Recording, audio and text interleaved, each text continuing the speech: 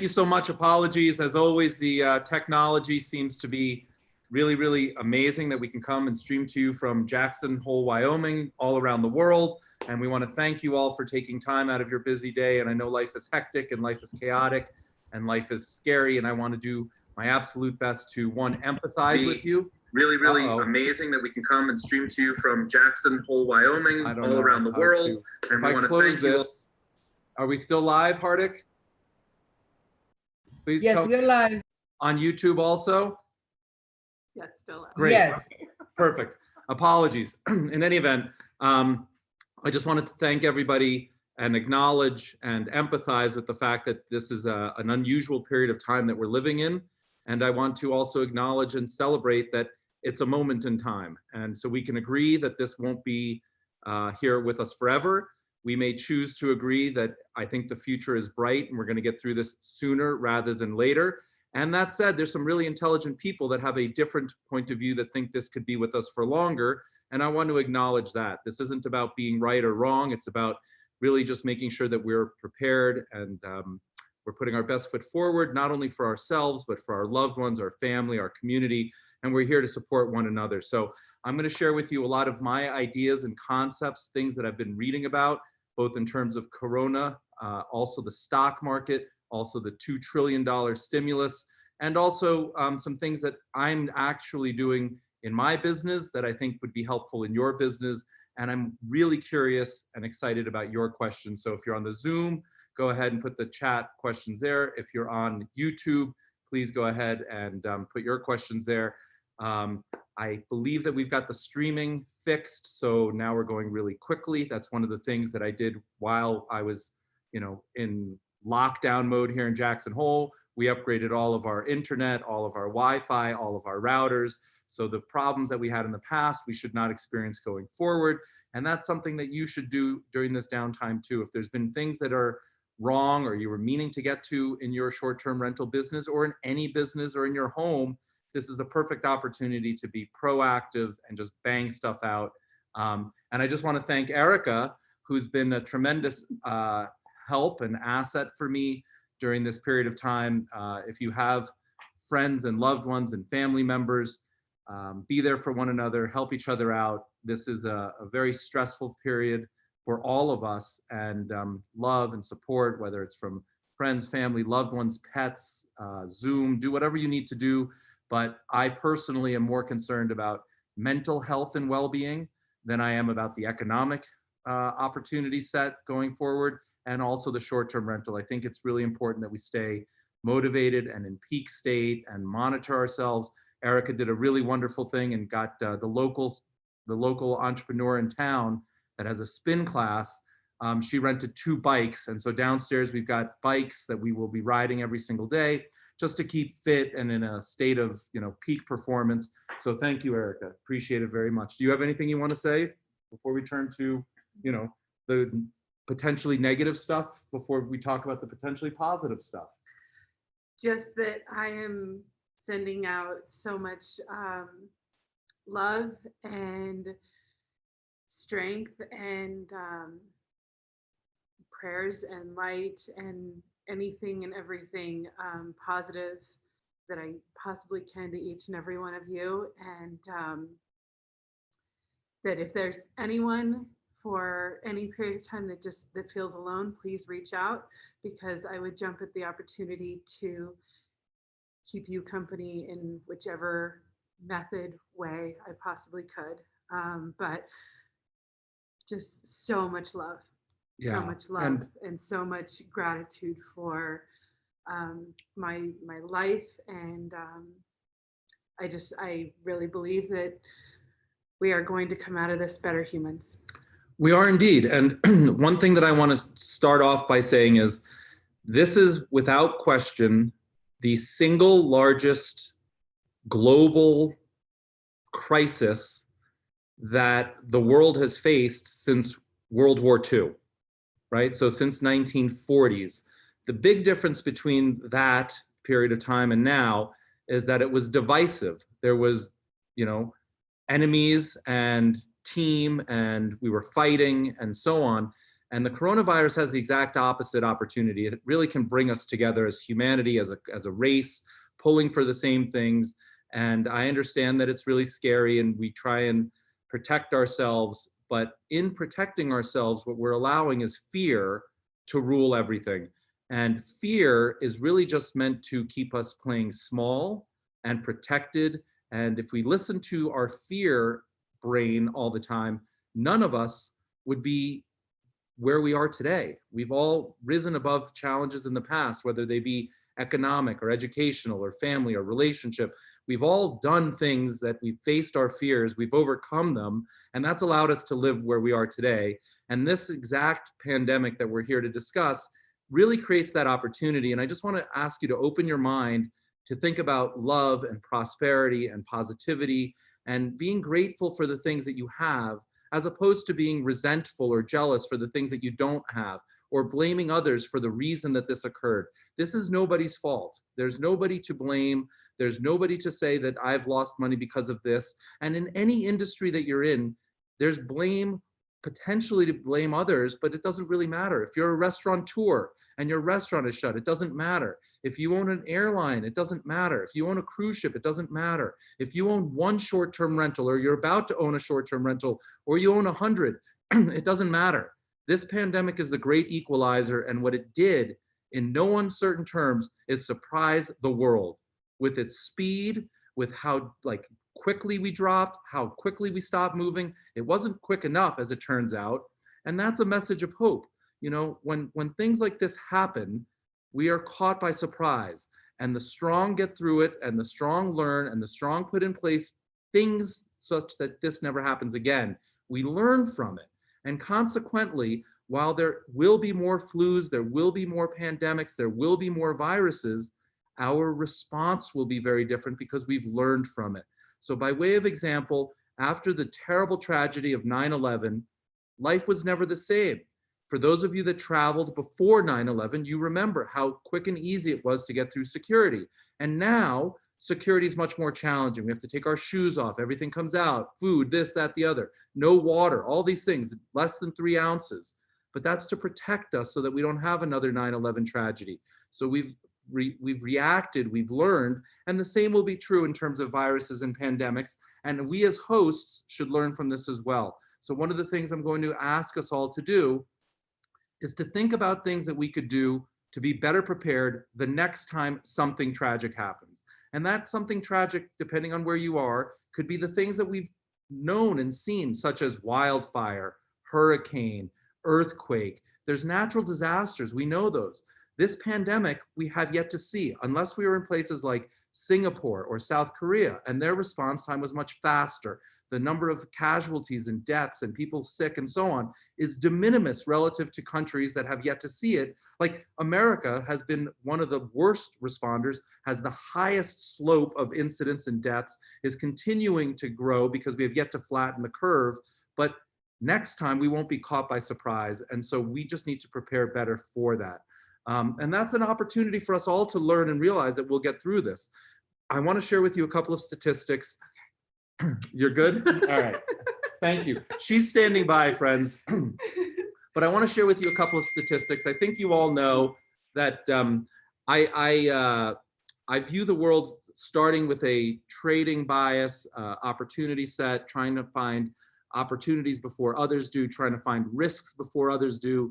And I manage my life in a way that I take calculated risk and return objectives.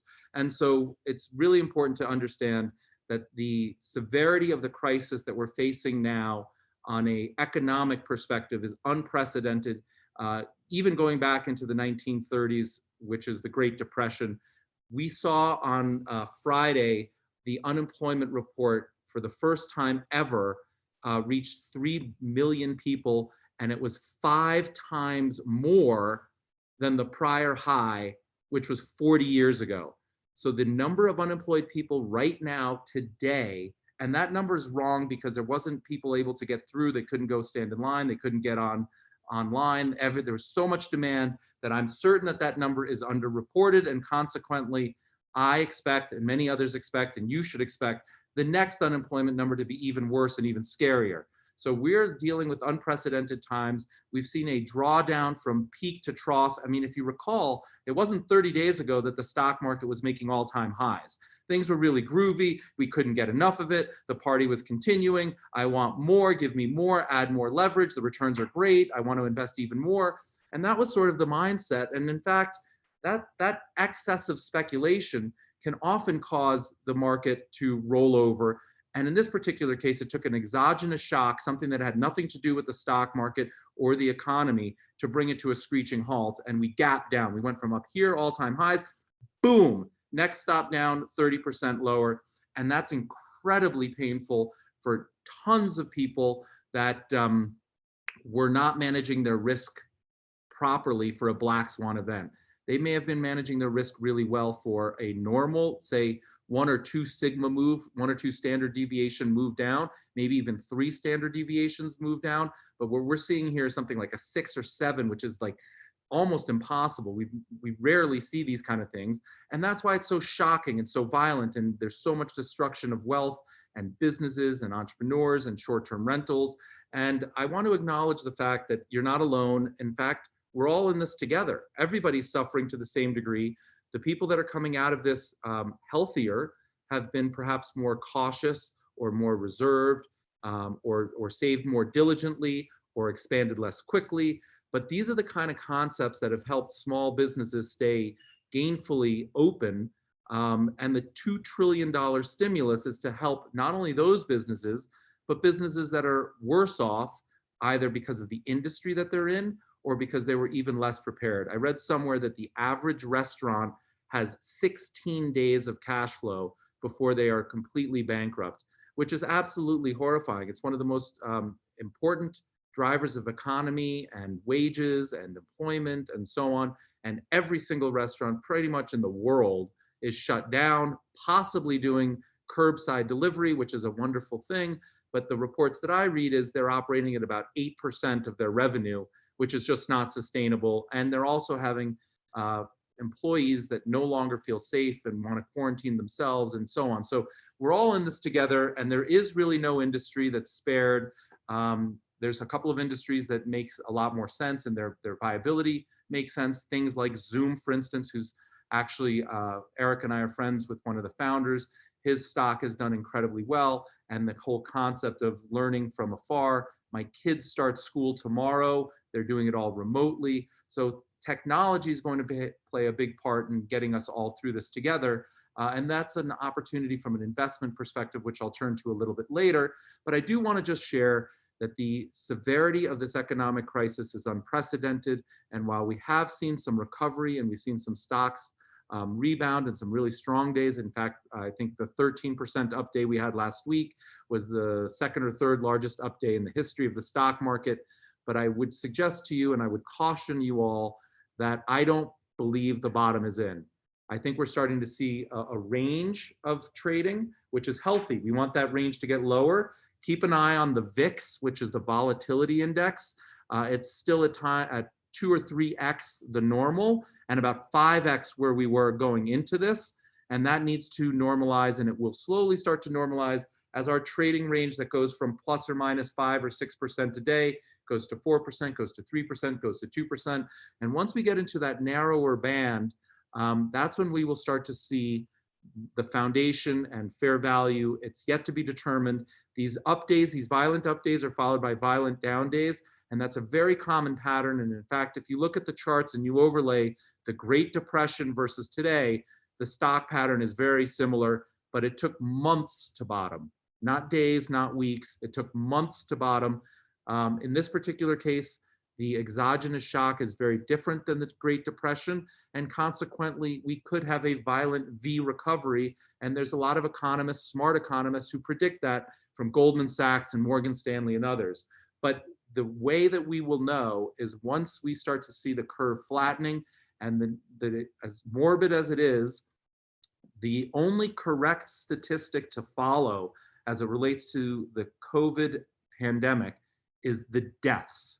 And the reason that that's the only accurate one is because it's correctly reported every single time. It can be accurately gauged, whereas testing for the coronavirus is inaccurate. People have it and can't access tests. People that get tested are likely already sick. So it's a biased sample size, but unfortunately, as morbid as it is, the death toll is the only accurate one. And when you start to see the death toll decreasing, as we're actually seeing in Italy right now, Italy has flattened the curve and they are on their way to recovery. China, the same thing. Singapore, South Korea. I mean, there's a lot of countries that are a couple of weeks ahead of us that serve as guiding stars and opportunity going forward that we need to be cognizant of.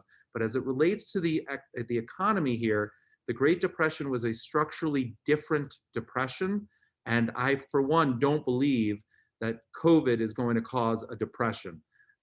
It has all the makings of a depression, having the economy in tatters as it is right now, complete standstill, highest unemployment rate, has real massive implications, and it could drag on to be a depression. But I believe the $2 trillion stimulus and also the fact that there's a lot of medical breakthroughs that seem really promising, both in terms of testing becoming available, also testing for antibodies to know who has had coronavirus and is either asymptomatic or is recovered.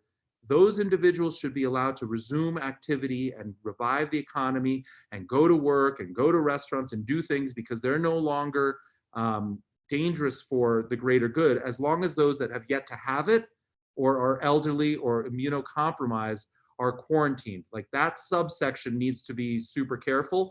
But people that have already had it and have the antibody, as this testing comes online, they should resume the day-to-day activities, and that will help the economy recover.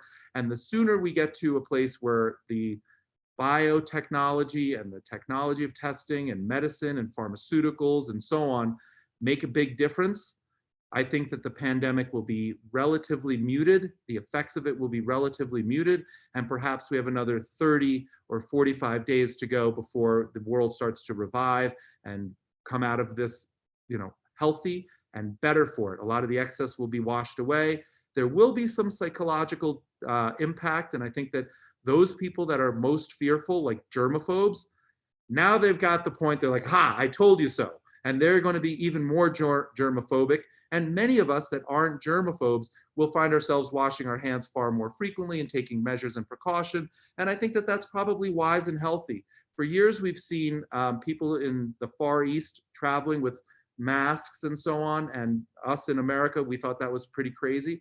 I predict we're going to start to see that being more and more common. And eventually the day may come where when you go to board your flight, you just put that on as a normal course, right? And like, that wouldn't be the end of the world. It doesn't really help the traveler as much as it helps everybody else. But like, we will start to make changes in our daily routines to help the greater good so that we all can thrive and survive. And I think we're really close to some really big breakthroughs, both on the antibody testing, the actual COVID testing, and also some really encouraging news using hydrochloroquine, I'm mispronouncing that, plus Z-Pax, erythromycin, and zinc. I posted something on the Facebook group. And for those of you that are not in our Facebook group that are watching this on YouTube, I apologize for the lengthy pause between YouTube videos. Eric and I had to get back to the United States, and I have lots of businesses and children and schools and pets, and I too am not immune from any of this. So it was really important to me, as I shared with you all, to take care of the most important things first. It's kind of like when you're on that airplane and they say the oxygen will come down, put it on yourself before you treat others. It was really important that I got everything in order here so that I could treat and serve you as well as possible from a position of strength and not be worried about my well-being or Erica's well-being or my children and so on. So I have been very active in Facebook because it's real time. I don't require any editing, and so I can touch 20,000 plus entrepreneurs with posts in Facebook, and I've been really active there. If you haven't been to the Facebook group, please join us. It's a great community, and I want to thank everybody who's joining us, not only on YouTube, but also on Facebook and on the webinar Zoom link. I really appreciate your time and attention. And I just want to share the following concept. If and when this pandemic is cured, and I believe it will be sooner rather than later, we will come out of this in a really robust economy. We entered this crisis in the most robust economy we'd ever seen, the longest bull market we'd ever seen. I made multiple videos discussing the opportunity or the risk for a recession, and here it is. And the good news is, once we clear this, we will quickly resume back into that strong, robust economy. And there's a lot of really brilliant economists. Again, I just read a study from Goldman Sachs and Morgan Stanley that predict a rather quick recovery once the pandemic is controlled. And I think we're close to that. So I think that the opportunity set for the economy and the stock market to recover is very strong. I can't tell you with precision when it begins, but what I can suggest to you is if you have savings, this would be a good time to start to dollar cost average into the stock market. And what I mean by that, and I've said it before and I'll say it again, is pick a dollar amount. Let's say you have $10,000 to invest. Say that you're comfortable making 10 buys and you want to do it 1 week apart. So you buy $1,000 on Tuesday, every Tuesday for 10 days, irrespective of whether the market's up or down or sideways, doesn't matter. Just start to leg in and pick a time period that's long enough. As I said, I don't think we found bottom yet, but you can never wait to pick bottom, because if you do that, you will surely miss it, and then you'll just buy the recovery. So you're much better off just dollar cost averaging in any money that you may have to invest in the stock market. A second thing I want to suggest is those of you that have age specific retirement targets, those are very popular. Set it and forget it lifestyle or asset type 401ks, where you say, I'm 50 and I want to retire in 20 years, and it comes up with your ideal mix of bonds versus stocks. It's time to rebalance your portfolios. So even though you don't actually go in and do very much in those scenarios, you are likely lopsided because bonds have rallied very hard. They've gone to zero interest rates, so the bond market has rallied, and that's an oversized position likely in your portfolio. And at the same time, the stock market has crashed, so your allocation to stocks is low. And by rebalancing now, you are likely going to take advantage of the recovery in the stock market and the flattening of the yield curve.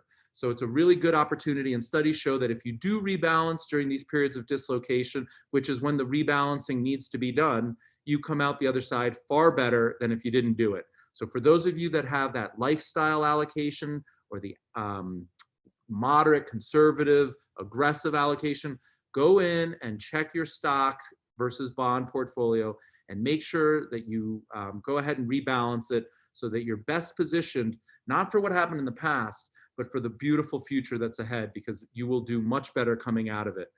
With that, I think I'm going to pause, and we have dozens of questions. So please, dead cat bounce. You know, I think that there is some dead cat bounces here. It happens in every single recovery. People get optimistic, money gets put to work. But just realize this, there's a finite number of true sellers. What is a true seller? Somebody that needs to raise cash, somebody that has a margin call, a hedge fund that's blowing up. There's a variety of people that are true sellers, and they must sell. And with every passing day, there's fewer and fewer and fewer of them because they're selling. And once they sell, they get to a neutral position and they have nothing else to sell. So the bottoming process can take a long time, and we will see violent, rallies. Those tend to be short covering rallies, new money coming to work. And so people get excited and they put money to work, and then all the people that are short, they have to cover. And so you see these violent explosions up and then violent explosions down, but it's a normal bottoming process. We've seen this time and time again. And I don't want you to get emotional on the down days. And likewise, I don't want you to get emotional on the up days. What I want you to do as best as possible is to remove emotion entirely and just create some system that works for you, whether it's 10 buys or 1 week a day for 10 weeks, or it could be 5 buys 1 month apart, so over 5 months. It's a very personal decision. You can't go wrong, but set it so that you have enough runway that if we continue to grind lower for some period of time, you're buying lower, and then hold it for 3, 5, 10 years, and you'll be very happy. And as it relates to our short-term rental business model, I know that there's an awful lot of people rightfully upset with Brian Chesky and Airbnb, and the way that they handled the situation, I believe, was imperfect, to say the least. That said, I personally don't spend a lot of time blaming others.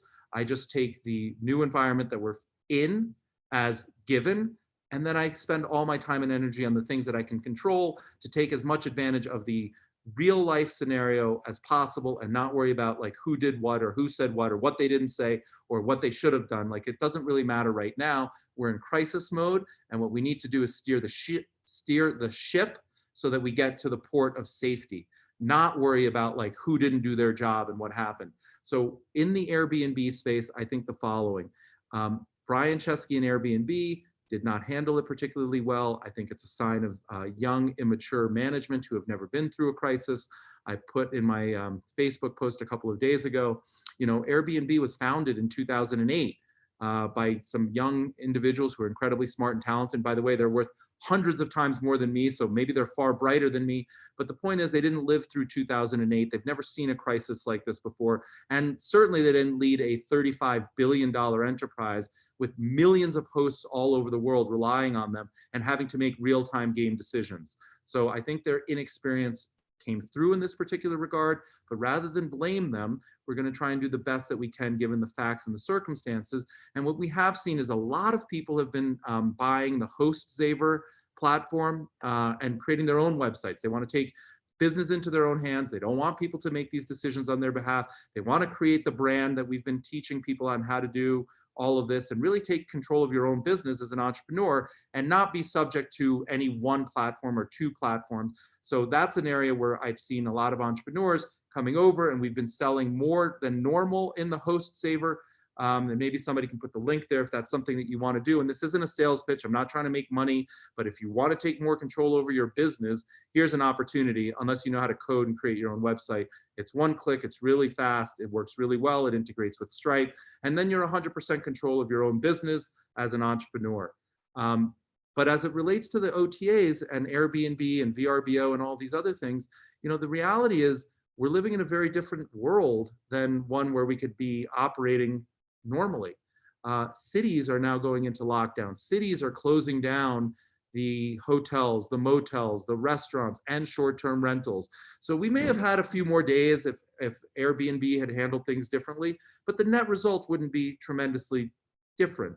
And so rather than focus energy and attention on that we can't control, let's focus our time and energy on that we can control and say, well, I'm still a real estate entrepreneur. I know that short-term rentals aren't going away in the long term. In fact, humans like traveling and staying in experience-based short-term rentals that are unique, that allow them to travel with their friends, their family, maybe even their pets. Like, that's not going away. And in fact, one of the things I said about this live event is, what are some of the psychological changes that will come out of this? And I said earlier that people will wash their hands more. Germaphobes will be even more germophobic. We may travel with masks. Well, I could make an argument that people would like to stay in smaller lodging going forward. I think it's going to take a long time for people to say, oh, I can't wait to sign up for that cruise. It'll eventually come around, but I think the cruise industry is going to hurt for a significant period of time. And likewise, I think the really large hotels where there's hundreds of rooms or thousands of rooms have a lot more to worry about than, say, my Airbnb that I'm sitting here in Jackson Hole that has 3 bedrooms. This seems to me a safer place to take my family on vacation versus a place that's commingled and has thousands of strangers walking through their place every single day, days on end. So there's a lot of really good things happening in the short-term rental space and a lot of wonderful opportunities, and it's magnified by the fact that there's far fewer hosts. There's a lot of hosts, and I said this in one of my earlier videos, the pendulum swings too far. So too many people got attracted to the space because we were making too much money, and too many people were believing the get-rich-quick schemes and talking about how you could do this with no money down and no credit and all these things that, are hyperbole and exaggerated and should never have been believed. And if people follow that advice, it's that old adage, if it sounds good, too good to be true, it likely is true. And there's a Warren Buffett adage that says something about, if you come to the poker table and you don't know who the sucker is, chances are it's you.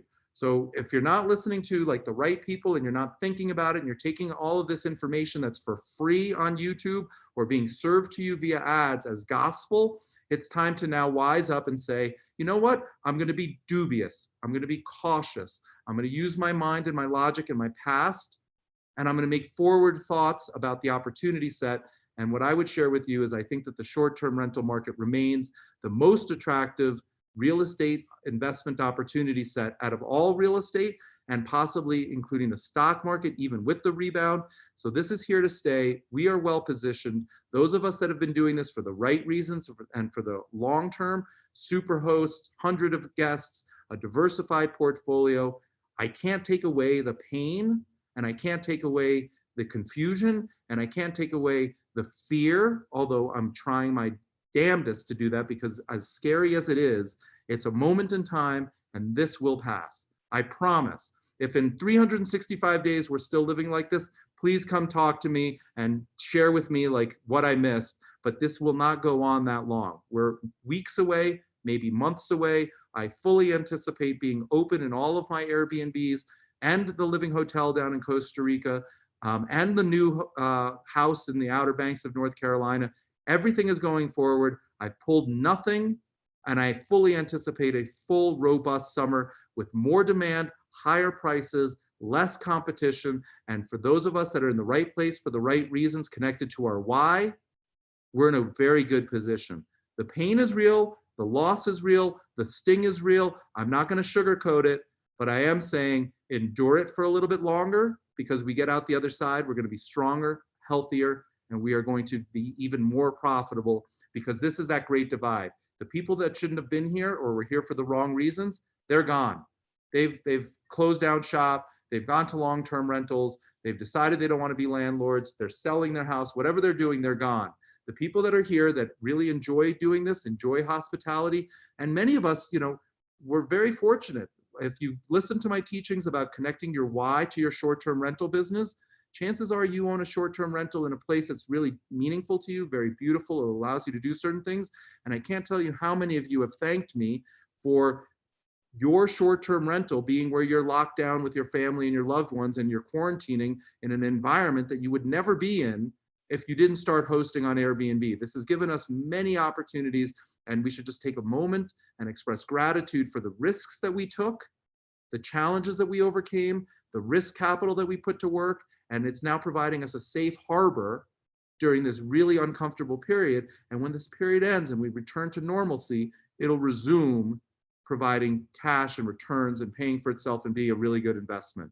So I'm going to pause there. I know I've been going for a while, or so it seems, but I have a lot of thoughts on my mind, and I want to share them all with you. So, Erica, do we have questions? We do have questions. Let's see. Being a realtor and STR owner, I'm seriously nervous about how to feed my family. This is getting really scary. Okay. Neither field qualifies, I don't believe, for any help. Do you know of anything? Okay. So I don't know who is their name. No. Okay. So somebody who shall remain nameless is really scared, is really worried about feeding their family, and doesn't know what sort of assistance there is or isn't. And I would say the following. I don't want to minimize those feelings. I think they're really important, but I want you to just for a moment recognize that they're just feelings, right? Like the reality is you don't have a lot of money and you need to make some decisions.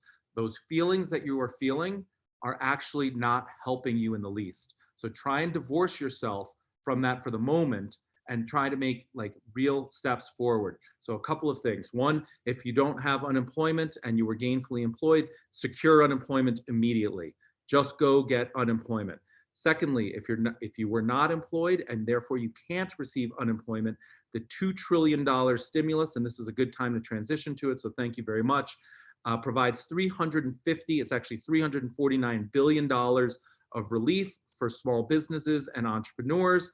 And basically I'm going to film a video on this later this week with specifics, but in short, there's a PPP, which is the payroll protection, whatever plan, that allows you to get a loan, which could actually be forgiven and turn into a grant. So the government in the US is going to allow you to borrow money and then forgive the repayment of that money if you qualify and you use the proceeds in the ways that are allowed. So what does that mean? Anybody who has a small business and has a payroll, what they ask you to do is take a look at your past payroll for the past year, divide that by 12, that becomes your average monthly payroll. Let's just use a number that's easy, $10,000. The PPP allows you to apply for that loan of 2.5 times that $10,000, which is $25,000. Now, if you get that $25,000 loan and you use it for payroll or to pay interest expense on your mortgage or to pay rent, and there's a handful of other things, then that loan will be forgiven. So the government, in essence, floated you. It's important to realize that 2.5x multiplier is pretty consistent with where the government thinks this pandemic will cool and the economy will recover. They're giving us, in essence, a grant for 2.5 months to make it through to the other side before we can recover. Now, for those of you that don't have payroll, all is not lost. For those of you that pay people on a 1099, contractor, freelancer, your cleaning team, your landscaper, any of the things that you do in the short-term rental business where we don't have full-time employees, but we outsource and we contract out. My understanding, and again, I'm not a tax expert, I'm not a lawyer, I'm not a doctor, but my understanding is that we can use 1099 payments as that monthly calculation and get 2.5 months of that loan. And as long as we continue to pay them and or rent and or the mortgage interest expense, not the principal, not the forced savings when you make your monthly payment portion, but the expense of the interest, the debt cost, that is excusable and you will not repay that. So it's a very nice stimulus package while it lasts. I'm not sure $349 billion will go around, but for those of you that need immediate money, please go ahead and go online and figure that out. Like I said, I'm going to film a detailed video about that later in the week. And since I know a lot of people come and go through this broadcast, I just want to share with you again that for those of you that are not in the Facebook group, I encourage you to come to the Facebook group because I can post there in real time, multiple times a day, thoughts, studies, revelations, theories, and I'm quite active in the Facebook group right now, whereas in YouTube, it requires setup time, uploading time, editing time, and I just find it much more conducive to my personal way of communicating during this time of crisis to do so in real time rather than try and put together like a edited video, which is why I've been doing lengthy YouTube lives, answering as many questions as possible and posting on multiple occasions daily in the Facebook group. So the one thing that I keep hearing from people that don't join the Facebook group is they don't like Facebook. Well, guess what? I don't like pandemics and I don't like this and I don't like that. But if I want information and it's on Facebook, then now's the time to join Facebook and just keep an open mind and check us out over there. Next question, sweetie. Do you set aside savings for each property to save for times like these? So the question is, do I set aside individual savings or reserves by each property for times like this?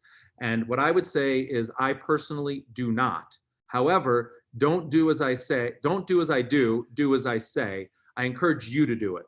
I have enough of a portfolio approach to my life that I always have reserves and savings and triggers and levers I can pull so that I don't personally do that. But if you find it helpful, absolutely. Just get a independent savings account connected to your checking account for each location. You should be running them as separate profit centers and reporting and accounting for them separately anyway. And so just get a separate savings account and put together 1 or 2 months of mortgage payments at a minimum.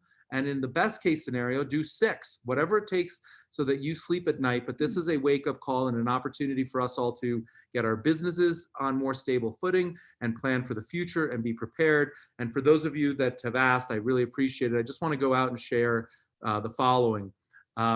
While this has been really economically challenging for myself and my family and for others, we're not immune to it.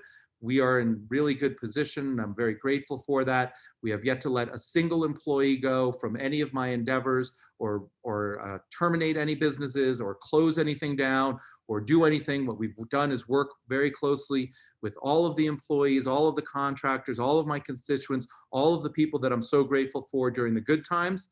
I'm especially grateful for them during the challenging times. And so I'm using my balance sheet, my financial strength to do everything in my power to help them survive, because I understand that they're in a more, say, paycheck to paycheck type scenario. And it's really important for me to do everything that I can, not only to help you all, but to help everybody that got me to where it is that I'm going. And so life for me at the moment has not changed, and it could change significantly if we do go into a depression and this lasts a long period of time, although I don't believe that to be the case. But for right now, I've taken my mark-to-market hits, my net worth has decreased, and it's going to rebuild. In fact, I think we're going to come out the other side even greater. There is one thing that I've done, which I've never done before. For some of you that have been following my journey closer, I sold a very large asset gratefully right before this whole pandemic got really seriously on March 2nd. The single largest asset that I have personally, my family, my estate. We closed on that on March 2nd. So we were doing a 1031 exchange. And I've been out there actually looking to buy. I have a timeline that the IRS mandates that I must buy. So I'm doing my best to, reinvest all of this and reinvigorate the economy. And Eric and I have been traveling all over the country, finding amazing opportunities. And we've found amazing opportunities.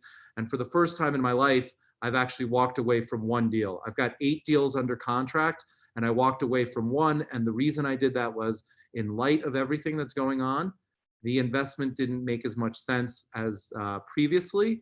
And I reserve the right to change my mind. I'm human, and I base all of my decisions on the most recent facts and the forward-looking vision. And this one particular asset was priced to perfection. It was a trophy property. It was something perhaps for a lifestyle asset or ego-driven or something like that. And Eric and I made the adult decision that the time was not right today. And so we walked away from that one deal. But the other 7 remain on. We remain committed, and all of them are in the short-term rental space. This is the single largest allocation I've ever made to real estate. It's happening on the backside of this. I'm renegotiating prices down where appropriate, and in most cases, sellers are eager to close and are happy to recognize that the world is a little bit different. But my commitment remains steadfast to the Outer Banks project, where construction continues 6 days a week. They're making great progress. I fully anticipate being open summer of 2020 without delay, and I think that that's a magnificent result. The Living Hotel, while it's closed today, there's been 0 layoffs. I pay everybody in accordance to some benefits that the government has put forward so that everybody can remain gainfully employed. And in certain areas, I've actually increased my spend, such as security. We're spending even more money. We're employing more people to make sure that the asset is protected. And so these are the kind of decisions that I'm making in real time. And then as far as all of my short-term rentals, suffice it to say, they've gone to 0 bookings by and large. We get inquiries, but I don't really negotiate much below a minimum price point. And the reason I do that is because I'd rather have other hosts that need the income more get those bookings. If somebody wants my place and they want to pay for it, that's fine. I'm keeping everybody afloat, from the cleaning teams and everybody else going forward, but I'm not in the position where I really need to just take whatever the price point is or take worst guess or do anything like that. So I've got a great position. I'm very grateful for my foresight and for thinking about risk and knowing a recession was coming and thinking about it forward and positioning myself accordingly. And I'm eternally grateful that I shared those thoughts with all of you in real time. And I hope some of you listened and prepared and are weathering this storm better than had you not. So if I've added any value to any of you, I really appreciate your time and attention, and I hope to save even more of you from pain and agony on a go-forward basis as we navigate this together. So, long-winded way of saying, get on unemployment immediately. Take a look into that $2 trillion stimulus package. There's $349 billion reserved for entrepreneurs like you and I, whether you have payroll or you pay people via 1099 on a contractor basis. And there's no recourse, meaning you don't personally guarantee this. There's no application. You don't have to qualify for this. It doesn't matter what your FICO score is. And there's no collateral. So they're not taking anything back if you don't pay this back. In fact, their desire is to give it to you if you use it for the proper things. And if you don't use it for the proper things over the next 8 weeks, or you can't put enough of it to work over those 8 weeks, then it becomes a loan. I believe it's repaid over 10 years at 4%. But if you can't repay it, There's no harm, no foul, no damage. Your score doesn't go down. You don't declare bankruptcy. It's a real gift from the US government. And what I would say is the following: while we are as grateful as we are for it today, there will be repercussions. There is no such thing as a free lunch. All of this fiscal stimulus and monetary policy that you see happening right now is basically kicking the can down the road for the next few years or decades or further, but we can't print money indefinitely, and there are some consequences. One of the things that people have been asking me in the Facebook group and via email is, what stocks do I like? And I'll get to that a little bit later. But one investment thesis that I want to share with you right now is, when you print this much money, there is a consequence. It's called inflation, which means a dollar in the future is worth less than a dollar today. And the one investment that the world knows about that's really positive for inflation is gold. So if you don't own gold, now might be a time to think about adding it. Personally, I like what I consider digital gold even more, which is Bitcoin, where it's a fixed finite number. There is no inflation. There will be no more Bitcoins. And whether you believe in Bitcoin or blockchain or not, it doesn't really matter. What I would suggest to you, again, is just taking a look at an asymmetric risk return profile. And if you put as little as 1% of your net worth into Bitcoin at these reduced levels, you could have a very significant positive upside, meaningfully change the quality of your life and your income and your net worth and your so on by putting a very small position. And so when I come across things where I can risk 1% and make a multiple 5, 10, 100x, I try and spread my risk into those positions. Next question. Richard, do you have a sense or gut when places like Disneyland will reopen? So do I have a sense or gut about when places like Disneyland will reopen? And I don't yet, but I take a look at China as an example. And my understanding from what I've read from credible sources is that China is normalizing as best as they can. Believe it or not, one of the things that's hampering the Chinese economy is lack of foreign demand. We here in America and all the other countries that they export things to, besides some really obvious things that we need like face masks and ventilators and so on and so forth, we don't need all of the same things that we needed during normal times. And so China's economy, while it's recovering, is recovering less slowly because their economy is built on export, and the people that import Chinese goods just aren't importing today. But companies like Apple have opened up all of their stores in China again. Companies like Starbucks have opened up all of their stores in China. And those are two companies that I feel comfortable recommending at these levels. If you were to buy Apple at this level or Starbucks at this level, and you were to hold it and ignore the price movement and don't pay attention to the portfolio, don't look at your value, and you were instead to just like take a nap, hibernate, and wake up in 10 years, I think you'll be very happy.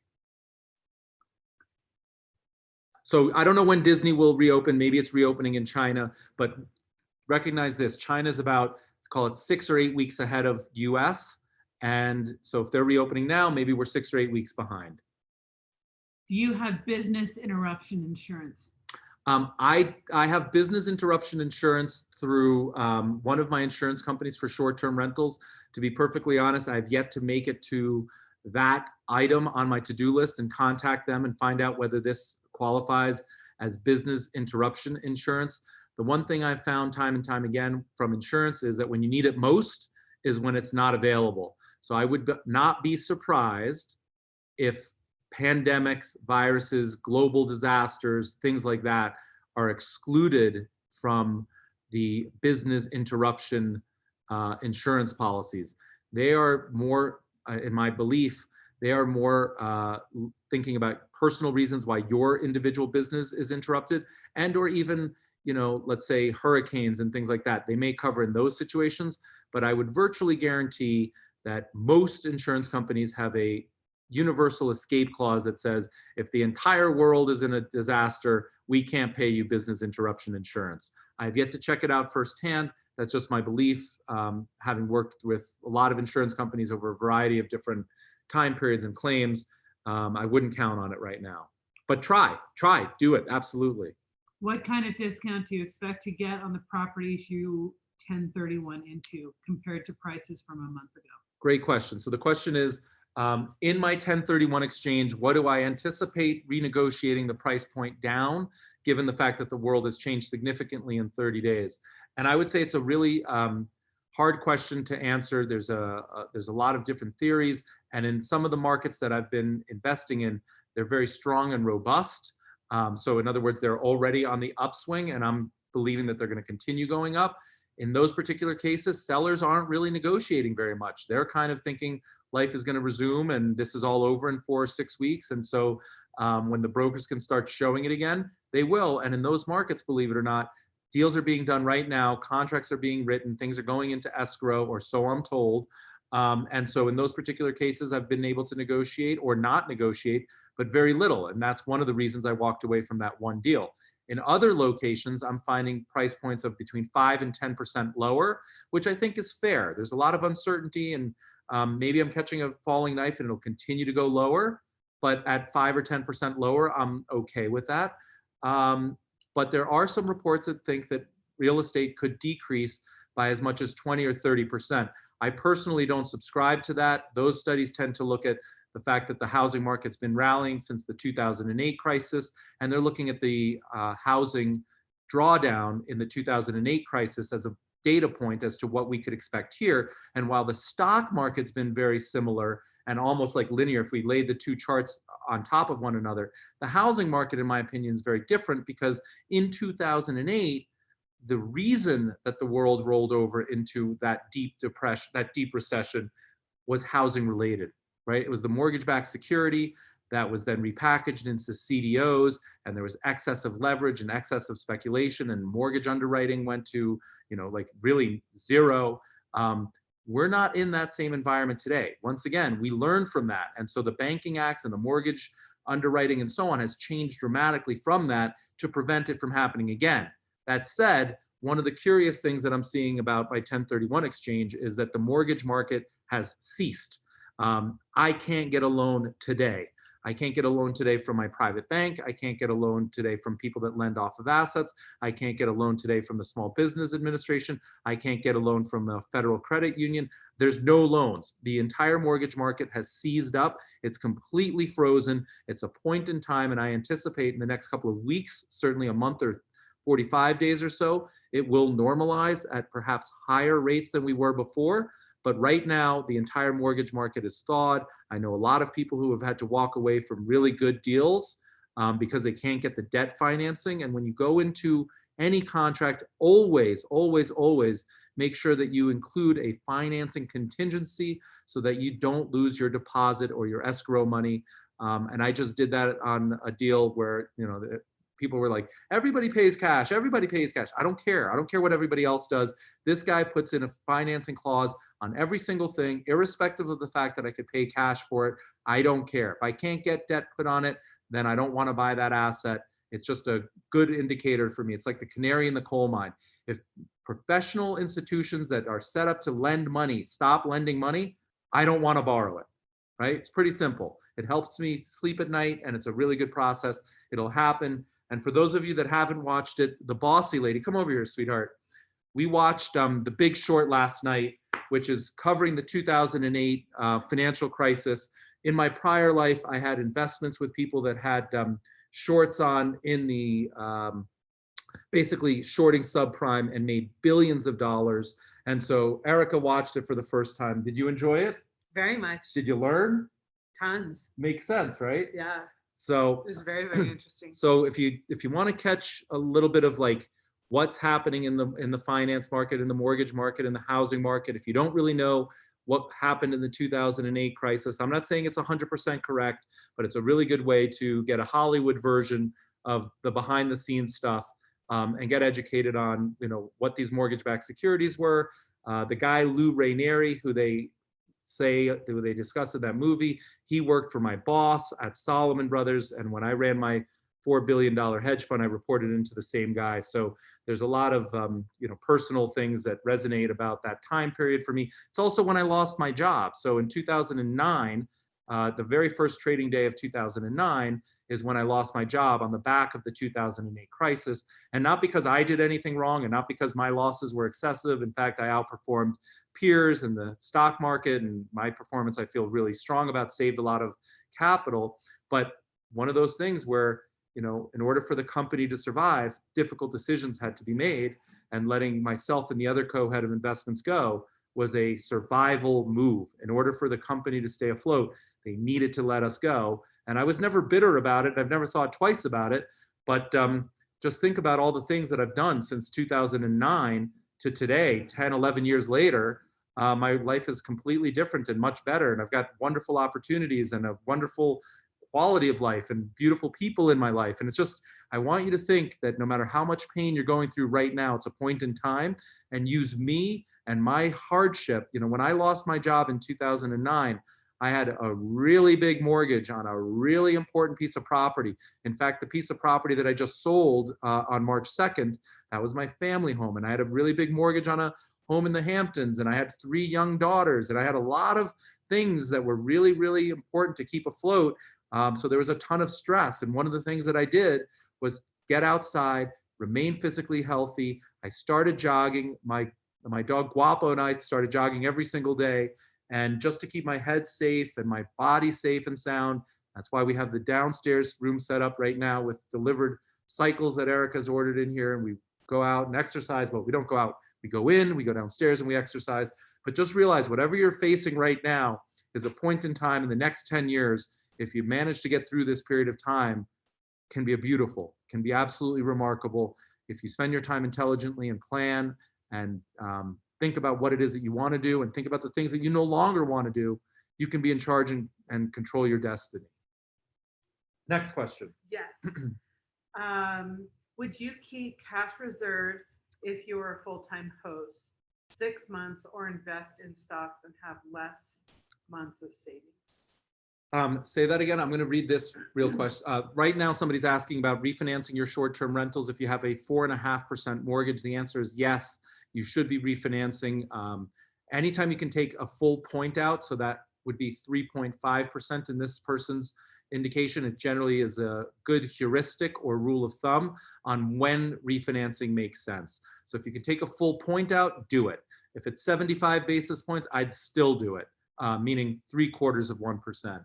But if it's like 0.25%, it's probably not worth it. Just realize that there's a flood of refinancing applications and everything is slow. So if you want to do it, just prepare yourself. It's going to take a little while. Would you keep cash reserves if you were a full-time host, or invest in stocks and have less months of savings? Okay, so the question is, if I were a full-time host, would I have more savings and more reserves, or would I invest in the stock market and have less reserves? That is a very personal opinion, and I need you to make that decision for yourself based on your risk tolerance. I can answer how I view it. I would have some cash so that I would sleep safely at night. But for me personally, I tend to be fully invested always. I'm okay with the drawdowns. I don't sell or panic when things happen. If you do, then that's a good indicator that you would be better served in cash. But when I look at things that are overreactions or temporary or a moment in time, I tend to view that as an opportunity to go shopping. And in fact, I'm in the process right now, if and when the mortgage market frees up, I will be doing a cash out refinance. I have a property that I own outright with no mortgage, and I will be taking on a mortgage. And personally, I will likely be reinvesting the vast majority of that into stocks at these levels and also Bitcoin personally. But this is not advice. You're not paying me for advice. I'm not looking at your portfolio. I can't tell you what you should do, but you've asked what I would do, and I wanted to share that with you. So please be true to yourself. Next question. Go ahead. Are you affected by country close downs of vacation rentals? I'm still getting some inquiries, even with the area that our cabin is in, which is pretty much closed out. Yeah. So the question is about international closures and short-term rentals and so on. And what I would say is, I think that that's happening to all of us. We're all getting similar negative effects. My living hotel down in Costa Rica, for instance, we went from having, since I bought that in October, we were up about 15% year over year, doing some of the things that I teach you all to do about branding and marketing and pricing strategy and dynamic pricing. And so we were feeling really great about that. A lot of the things that we were doing was working really well on a business that's been in business for a decade or longer. We were seeing immediate results. I was fortunate that we did not spend any of those additional profits. We were going to renovate the hotel. Now we've got it there as a cash reserve to get us through this period of time without laying anybody off. So I feel really great about that, but I don't know when international travel will happen. I did take a look at my local domestic, USA domestic short-term rentals, and I feel really good about the following statistic, and I want to share it with you. In the Outer Banks of North Carolina, where I have a big project going on, the vast majority of people drive there. In Jackson Hole, where I'm coming to you live today, the summer season is the big season, and the vast majority of people drive here. They drive here for Teton National Park and Yellowstone and so on and so forth, but the vast majority of people arriving to these two locations come via car. And I think that the people that vacation and drive will be less affected than people that have to get on an airplane. I personally have no problem getting on an airplane again. I'll get on an airplane as soon as I possibly can, and it won't change anything. Maybe I'll wear a mask, but I bet you that there's a percentage of the population that will be reluctant to get on an airplane immediately. And yet, interestingly enough, in a year from now, they will be getting on an airplane just like every other day in their life. If you stop and think about what happened with 9/11 in airplanes, it's the same thing. People didn't want to fly immediately, and yet today, I don't know anybody who doesn't fly because of 9/11. How should you rebalance portfolio if you have long-term lifestyle investment account, for example, 2055 plus? Okay. Aren't these aggressive stock heavy already? What are your thoughts on index fund investing now? Cool. So the question goes back to rebalancing in those lifestyle portfolios that I was talking about. For those of you who don't know what that means, all the big companies have it. It's a very popular way to invest because the average person doesn't know how to invest. And so they're using math to invest on your behalf. Based on your age, they basically invest, I think the number's 100 minus your age, and that's the percentage that you should be in stocks. So if you're 60, 100 minus 60 means you should be about 40% in stocks. And again, I haven't looked at this in a long time, and I'm not sure 100 is the right number, but it's an easy number to understand. And then just to draw the comparison, if you were 20 years old, 100 minus 20, you should be 80% in stocks. Well, the challenge with all of that is your age has not changed, but the underlying portfolio has changed dramatically. And so the way to rebalance that is likely to sell your age group and roll into the younger age group. So the person who asked about that, I think they said they had a 2055 allocation, which means that they're investing for retirement 30 years forward. You might want to reallocate, sell that, and then buy something that's a, say, 2060 or a 2065, so that you have even more of a runway before you retire. And by doing that, you're going to have less bonds and more stocks. So that's how I would do that. Would you rather have multiple mortgages or pay them off as fast as possible before scaling too quickly? So the question is, would I rather have multiple mortgages or would I rather pay them off so that I scale more slowly and don't have a mortgage?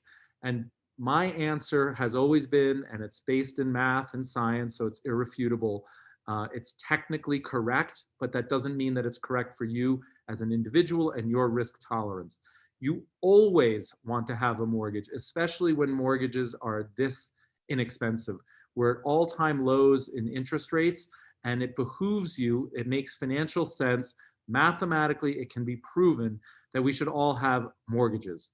Now, if you are more conservative, then have a 50% mortgage and have 50% equity.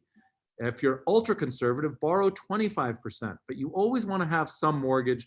The all cash paid off so that you can sleep at night is risky too, in a way that you don't fear, but I fear on your behalf. The reason that I fear you having no mortgage is that you aren't growing as quickly as you should be, and you're not creating the legacy and estate position that you should be. So while it feels really good and really safe, you're actually hurting people that you love, whether it's friends, family, or charities that you want to leave to your estate.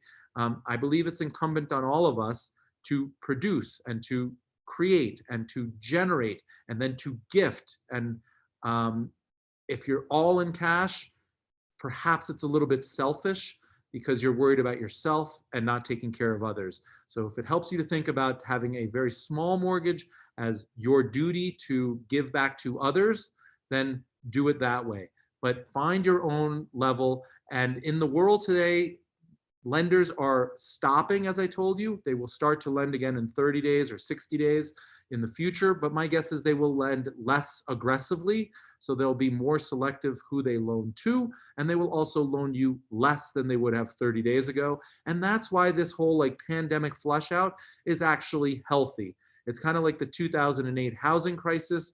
It was really painful. Lots of people lost lots of money and homes, and it was awful. And I wish it on nobody. But we as a society came out the other side healthier and stronger with stricter underwriting, and it was harder to qualify for mortgages. And only those people that were able to qualify got underwritten. And as a society, we benefited from that and removed the excess. What's next, sweetheart? Is there anything about this crisis that has actually surprised you, big or small? Government response, economy, market, etc. Is there anything about this crisis that has surprised me, big or small? And I would say the following. Everything has surprised me about it. I mean, I think about black swan events as much as anybody out there. I am always thinking about things that could harm my life, my portfolio, my loved ones. I start, my day thinking about risk. I don't think about reward. I start everything with like, what's the risk? What's the known? What's the known unknown? Meaning like, what do I know that I don't know? And then what I fear the most is the unknown unknown, right? Like the things that I don't even know about, that I don't even know anything about. That's really scary. And that's what this pandemic was.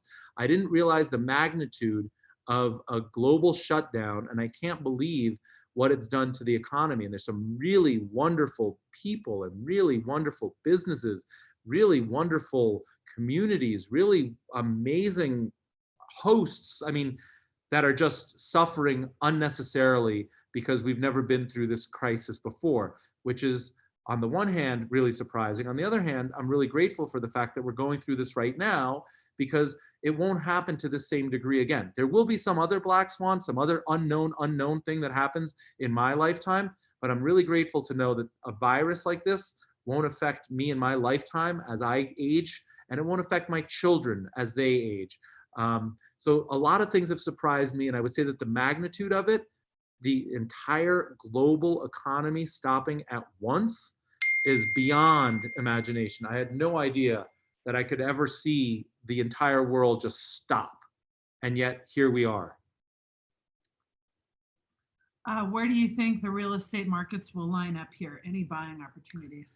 So the question is, where do I think the real estate markets will go from here, and do I think that there's a buying opportunity? And I would say the following. It's really too soon to tell. If this drags out longer, meaning the pandemic keeps the economy stalled for a significant period of time, yes, there will be significant opportunities to buy real estate, probably somewhere around 20 or 30% lower than today. However, if my hypothesis and the science and technology that I mentioned earlier comes through, and I very much fervently believe that that is the case, then I believe that the real estate market will resume really quickly and likely at levels similar to before and go to new highs. I personally, as I indicated, am continuing with 7 out of my 8 purchases that are in contract, some of them at slightly lower levels, maybe 5 or 10% lower, some of them at the exact same level. So if you're looking to buy real estate, I would say you need to wait if you're looking for a real discount, or you need to find a seller who's extremely motivated. And there are many people. Right now, the world is hurting. Liquidity is king. cash is king. Any and every asset is for sale. And so things that you thought had value before, like let's say your car or your watch or a piece of art or a property, it has less value today if you needed to liquidate it, not because it's worth less, but because everything is being sold at the exact same time and there's not enough liquidity or buyers to accept that. So if you must sell now, expect a haircut. If you can wait, then sell later. And likewise, if you're looking to buy and you're looking to get a great discount, you have to find somebody who's really motivated and having financial pressure and just wants out, or you have to be betting on the fact that this pandemic is going to last longer than I think and that a lot of economists think, and that it's going to be a deeper recession and or go into a depression. To remind folks, the depression started in 1929 and it took 4 years, 33 months before we got out of that. I don't foresee that now. If we are in that world, yes, real estate is going to be much cheaper later, but I don't think that we're going to be in a protracted recession or go into a depression. In fact, I think just the opposite. I think by the third quarter or the fourth quarter of this year, we are going to see the recovery. We will no longer be in a recession. And I think that 2021 could be a very strong year. So personally, I'm adding at whatever level I can because I want to express that view. And I'm supported by the fact that there are billions and trillions of dollars of monetary policy happening right now, which should support and inflate real assets. So real estate, once this money trickles into the system, should increase if the economic theory that we've seen in the past repeats itself in the future.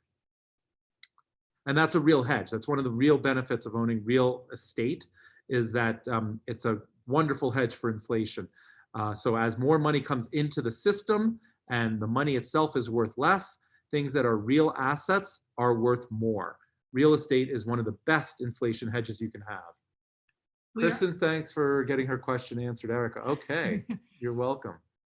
We are under contract on our first home, couple, no kids, and are expected to close next week. If you had a way out, would you take it or weather the storm? So somebody's asking about closing on their first STR. They're a married couple with no kids. And the question is, would I exit or would I go forward? And once again, that's a very personal question connected to your why. So if you're just looking at this as like money and this is just a side gig or a job and you have no interest in hospitality or hosting or the location, and it's just an investment, I would exit because the world is uncertain. I have no idea when you're going to get your first booking. I personally think it's a matter of a couple of months, not much longer, but maybe you can't afford that mortgage payment for those couple of months, and this is going to hurt you. So if it's not your why, I would exit.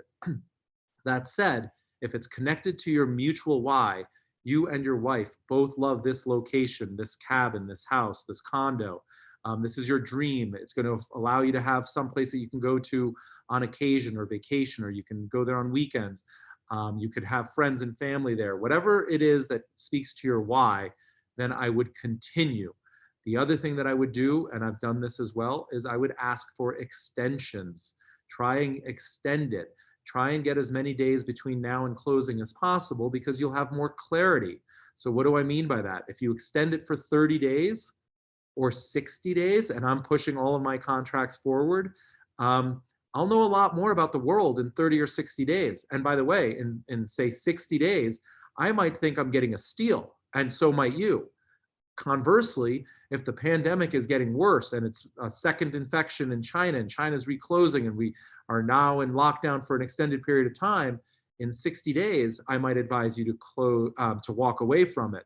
So buying time is a prudent strategy here to give yourself as much clarity and visibility, but I also go back to your why. If it's connected to your why, a 5% discount, a 10% discount, 1 month of mortgage payment that you need to make or 2 months isn't a big deal.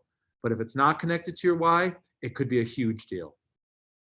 Do you only buy Bitcoin, or is there other crypto as well? Do I only buy Bitcoin? No, I actually have a diversified portfolio, surprise, surprise, of crypto assets. That said, Bitcoin is the one that I would recommend. It just is the most prevalent, the most scarce, the most understood, and I think has the brightest future if I was only going to pick one.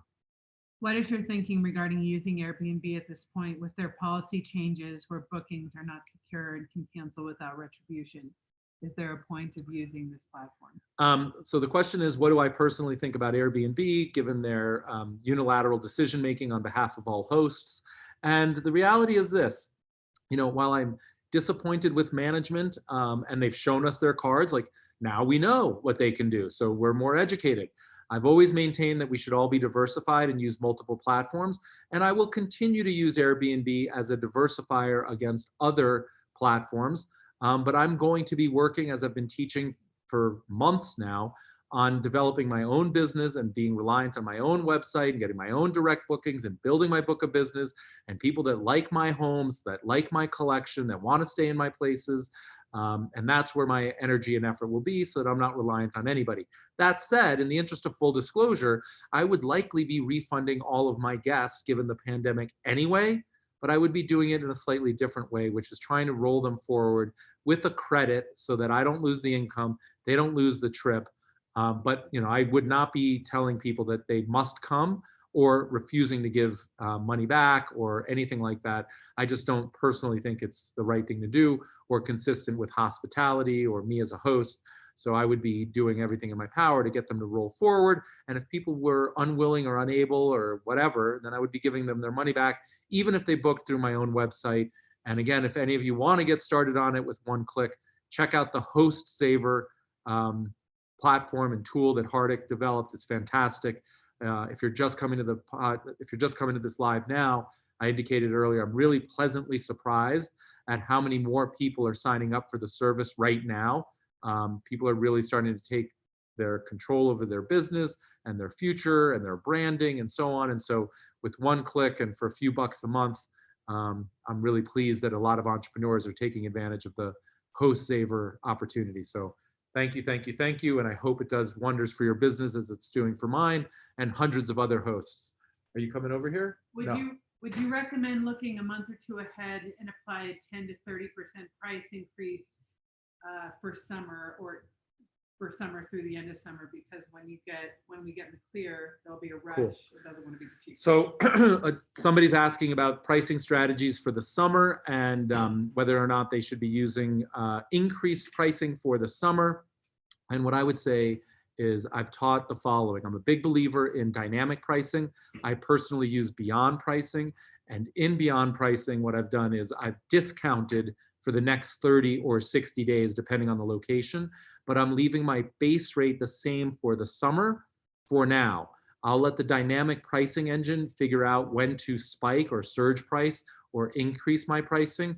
And I want to get 1 or 2 bookings before I start to increase my price, just so that I know that I'm getting the bookings, that money's coming in, that I'm putting my, freelance landscaper and cleaning lady and everybody back to work. And I'm not jeopardizing any of that. Once I get a couple of bookings, then I'll increase my prices when appropriate. But what I'm doing right now is I'm decreasing for the next 30 or 60 days, not touching summer. I'll let summer take care of itself initially. And once I get a couple of bookings and I see like all systems are go and everything is normalized, then and only then will I increase my pricing. If you were to invest in gold, what percentage of a portfolio allocation do you think is a good amount? So this is another one of those examples where I'm going to say, do as I say and not as I do. The question is about gold and what a percentage of gold allocation should be in a portfolio. And I will, in the interest of full disclosure, tell you I've never owned gold, and I think it's highly unlikely that I ever will own gold. I am not a person that operates from a position of fear, and gold as an inflation hedge doesn't do that much for me. I have a lot of real estate, so that's where I get my inflation hedge. And as far as liquidity and protection of capital, preservation of capital, I like Bitcoin more. So I personally have never owned gold, and I don't foresee a circumstance where I would. But I would say a 5% allocation to gold might make sense for most portfolios. And from a mathematical perspective and a portfolio diversification perspective, I'm comfortable suggesting a small single-digit percentage. What are a few stocks you suggest that are bullish on the 4th industrial revolution? So the question is, what stocks do I recommend? for the fourth industrial revolution, and I guess that presumes that there will be a fourth industrial revolution. But it's a very controversial stock, and it's a stock that doesn't make a lot of sense right now when oil prices are as low as they are. But I firmly am a big believer in Elon Musk and a lot of the things that he's doing with solar and with electric vehicles and so on. And we've seen that stock rise significantly, but I think there's still a lot more room. So for those of you that have what I would call risk capital, right? This isn't the sleep at night safe utility stock. This is risk capital. And the way that I tend to invest is I've got buckets, discrete buckets. This is risk capital. This is capital preservation capital. This is, slow and steady. If you have a allocation to risk capital, I think Tesla's an interesting stock. It's trading around 500. I think the high we saw was around 900. So it's at a discount. I also like, not necessarily for industrial revolution, but I think companies like Starbucks and Apple are really well priced right now and offer a lot of upside. Somebody mentioned Disney earlier. I think Disney's really interesting as well. If you want to be really more aggressive, go to the heart of where things got crushed and take a look at lodging stocks like Hilton and Marriott and things like that, down by 70%. So if they recover through the economic stimulus package, which I believe they will, there's a lot of upside. What are your thoughts on using dollar cost average to invest in short-term tax implications if you want to buy a property in less than 12 months? Could you repeat that? What are the implications for dollar cost averaging? What are your thoughts on, what are your thoughts on using dollar cost average to invest in short-term tax implications if we want to buy a property in less than 12 months? Okay, so I think the question is, do I still believe in dollar cost averaging into the stock market, taking into account tax implications when you were to sell because you want to buy something in the short-term rental market? I think that's the question. Here's what I would say. I literally am likely the least desirous person on the planet to pay taxes. It's a great honor and privilege to live in a country like America and pay taxes. That said, I do everything in my power to reduce my tax burden legally, and I encourage you to. It just makes a lot of sense to be tax aware. That said, one of the biggest mistakes you can make if you are a tax-aware investor is to let taxes dictate your investments, because that's the tail wagging the dog. And that applies to opportunity zones too. The opportunity zone tax benefits are fantastic. However, you're investing in a less desirable area, and that's why it's tax advantaged. And remember, the golden rule of real estate investing is location, location, location. So I would not invest in an opportunity zone for the tax advantages. And likewise, if you subscribe to the theory that the stock market will recover fully and make new highs in, say, the next 12 months, I would not leave that 30%, 50% rally on the table for fear of paying taxes. So I would invest, and I would gladly pay the taxes, because I think the opportunity to catch a significant bounce in the next 12 months is very likely, which is why I'm doing a cash out refinance on a property that I own outright and taking that money and buying stocks. Now, I may hold for greater than 12 months, but in the face of new data, I may not. And I wouldn't let the tax burden challenge my investment thesis. Try to make money and then think of paying taxes as a honor and a privilege, which it is. If you can defer the taxes or minimize the taxes, then do that as a consequence, as a result of the earnings. But don't minimize your earning potential because you fear paying taxes. Right? All right, so friends, I don't know. I feel like we've been going for hours. I don't know how you guys are doing. I'm doing fine. I've got plenty of thoughts, but I just want to make sure that we're cognizant. I mean, I'm looking at this thing. I've got 17 new messages here. What, so a reoccurring question. Oh, here we go. People are taking action, and I love it. I want to share it. Our friend Paul on the webinar here on Zoom just changed his TSP lifestyle fund, and I think that's one of the government, VA maybe, or something like that. But anyway, the TSPL fund to the 2050 from where he was invested before, which was the 2030 and the 2040. And he's rolled down as a means to get more stocks into his portfolio and have less bonds to take advantage of this. And I love the fact that you're taking action. Again, I'm going to caution you, it could go lower and it could look like a bad trade in the short term, measured in the next few days, weeks, maybe even months, but you're retiring in 2030 and 2040. And I promise you, between now and 2030 and 2040, you will look smart and you'll have done the right thing. And I feel really good about it. And I don't benefit in the least from any of this, but I just want to see you succeed and have a healthy, happy retirement. And this is just makes sense. So I'm so glad that you're not only listening and paying attention, but you're actually doing it. And you all know that adage about the horse to water. I can sit here and I can talk about all this stuff, teach you for 2 hours, but at the end of the day, it's up to you to change your mindset and to view this as an opportunity and to take action and to reallocate, to start savings and to create a budget and to do the things that we're talking about. I can't do it for you. You can do it for yourself. And Paul, thank you for sharing that you've actually done it. That's a wonderful outcome. And that makes this 2 hour, live worth it for me. And knowing that one person has taken action and is in a better position makes it entirely worthwhile. And my hope and desire and goal is that it's more than one person. If it's 2 or 5 or 10 or 100, I mean, we have hundreds of people watching and people will continue to watch. So I'm very thankful for your attention. Anything else? Come over here when you read it.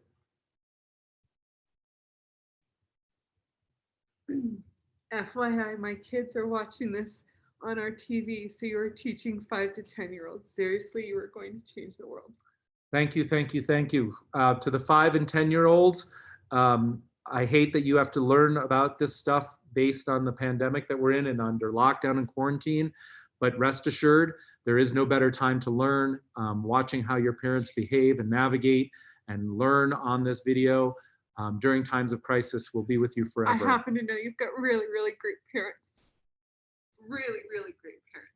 So I commend your parenting. I applaud the children paying attention, and it's times like this that can bring us all together and change lives forever. So thank you for your attention. And if you're 5 or 10 years old, here's my advice for you. I do it with my kids personally. Forego the immediate gratification. As much as you want that shiny toy and the Nintendo and the this and that, you want to be really wealthy and you want to be really successful. Ask your parents to give you money for your birthday and for Christmas and for Hanukkah, and buy stocks. And what stocks do you buy? Well, instead of buying the toy that you want, buy the company that manufactures that toy. Instead of buying the clothing that you want, buy and own a piece of the company that manufactures that clothing. So my kids own things like Apple and Lululemon and Tesla and Starbucks, world-class companies that have a really wonderful future. And we sit around, it may not sound very exciting, but it's true. We sit around when we get together at Thanksgiving or at the holidays, and we do a little assessment as to where everybody's portfolio is, and they learn about things like their returns and why their stocks are going up or down. And there's a little internal competition between all 3 of my daughters about who's the better investor. And so you take something that's scary that the average adult that's on this channel doesn't even know what to do and feels like scared about, and they don't have clarity, and you turn it into a fun game, and the whole family learns together, and the children generate wealth, and it changes lives. I became a professional investor because my father, may he rest in peace, sat me down when I was about 8, and I bought my very first mutual fund. It was called Penn, like the state, PENN mutual fund, and we took a look at what the Penn mutual fund owned and the underlying stocks, and that became the foundation for my investment knowledge and curiosity. And just to give you even more insight, my father had no formal education. He dropped out of middle school. He was a self-made entrepreneur, which is the greatest gift he could have given me and the greatest gift he could have given you. And so anybody can do this. You don't need my fancy MBA to know anything about this. You just need to get started. And so the 5 and 10-year-olds, at the next time that you're asking for your birthday present or your Christmas present or your Hanukkah present, don't ask for the gift or the toy or the clothing, ask for the stock.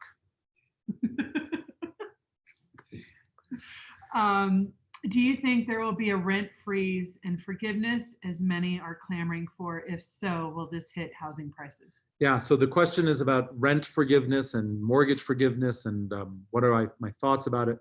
I think that there will be the $2 trillion stimulus package is already announced $349 billion, which is supposed to be used for rent if you're an entrepreneur, or interest payments on your mortgage. And I think there'll be more than that coming because, excuse me, this is a really big deal and the entire world is frozen. So I think that there's probably more coming as a result of this. That said, I just want to draw a highlight to you, because a lot of people have been investing in multifamily and saying how safe it is. And the reason that they say it's safe is the concept, whether it's Grant Cardone or other people on YouTube, or maybe even, people that are investors in multifamily. The basic premise about multifamily is that people need a place to live, and come, any change that happens, people will have jobs and they'll need a place to live. And that's the last thing that they'll reduce their spending on is their home. And so buying a 20-unit apartment building or a 100-unit apartment building or a 1,000-unit apartment building is as good as gold, and it's the best, safest investment. Well, I've maintained and I've made videos about the fact that I thought the multifamily asset class was priced to perfection and didn't have a lot of room on the upside. And now what we're seeing is the other shoe is dropping. These same people that need a place to live are also unemployed. And so until they can get back to working, they will be not paying their rent, and they may have to move out and find a new place that's less expensive. And so the concept about stability, and that these are the postmen and nurses and teachers and whatever that are going to continue to have jobs. This pandemic is a great equalizer. I don't care if you're a billionaire hedge fund worker or a teacher. We're all immobilized. We're all subject to the same things. And these individuals that may have less savings and less financial security will be making financial decisions on a go-forward basis, just like we all are, to position themselves as best as possible. So if they become concerned about their livelihood on a go-forward basis, they may reduce their rent. And they may say, I can't afford $700 a month. I need to go to $400 a month. Or I can't afford $1,200 a month. I need to go to $900 a month. And so the people that are on the hook for these large mortgages that are buying, tens of millions of dollars in buildings, while they may get some federal assistance to offset some of their mortgages, a fallacy that a lot of people have is that if you're super wealthy or super successful, or you have a lot of businesses or big businesses, you're immune to this. And what I want to share with you is that's not exactly true. It can be true, but that's not the rule. The rule generally is that if you have more assets and more employees and bigger businesses and more exposure, you have even more problems, not fewer. So if you have a big multifamily asset and that's been like the mainstay of your business, or you have multiple of those, I guarantee right now you're not feeling so safe or so secure. In fact, you might be feeling even less secure than if you have a 4-bedroom, log cabin in the mountains. So things are changing, and it's really important that you buy the right asset for the right reasons with the right investment thesis. And I've been very negative and very vocal on multifamily, and today is why I don't believe that it's a attractive asset class, and it's less attractive today. It's likely going to become even less attractive in the future. How do you anticipate? Wait, and then, but then it becomes really attractive, right? Like all asset classes, I will buy or sell anything at the right price. I don't get emotionally attached to anything. I will buy or sell any asset at the right price. So multifamily today is at the wrong price. If it goes down and down and down and down and down and down and down and down and down, which I think it will, there will be a price where it becomes really attractive. And then maybe I buy. How do you anticipate the vacationing habits of Americans will permanently change, if at all, from this crisis? More rural destinations, wide open spaces, and do you have any predictions for this summer? Yep. Okay. So the question is about human psychology, behavior changes as it relates to vacationing, and what my thoughts are for the summer of 2020. And I do think that there's some behavioral changes and implications. I think people will be driving sooner versus flying. I think things like cruises are less likely to rebound anytime soon. And I think that places that have more open space and more rural areas or more solitude will be more popular sooner and faster. So I kind of think that that behavior will change in the immediate short term. I don't know that it plays out like that for the next, say 10 years. We have a really short memory.